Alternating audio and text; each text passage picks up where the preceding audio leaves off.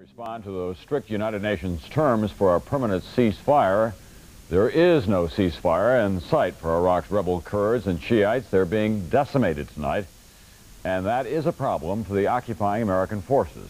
NBC's Fred Francis at the Pentagon.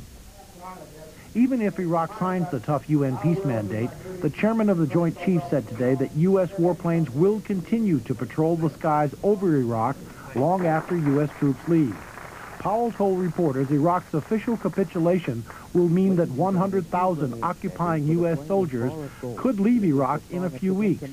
But Powell indicated that U.S. combat air patrols over all of Iraq would have to continue indefinitely to ensure Iraq's compliance with the peace agreement.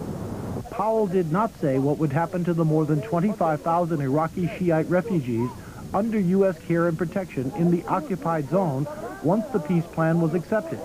U.S. soldiers feed and shelter the refugees, and remarkably, U.S. soldiers are still taking Iraqi prisoners 5 weeks after the war. Yesterday, 1,200 new Iraqi prisoners were processed.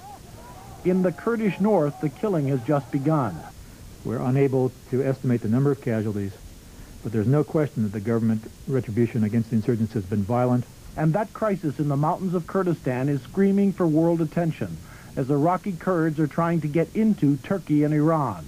As many as 1 million Kurds are fleeing from the rubble of their brief rebellion, fleeing from wholesale Iraqi government retribution. The Kurds have no food, clothing, or shelter.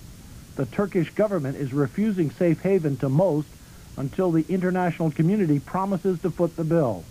The Iranian government says the Kurds are welcome, but has no means to care for them.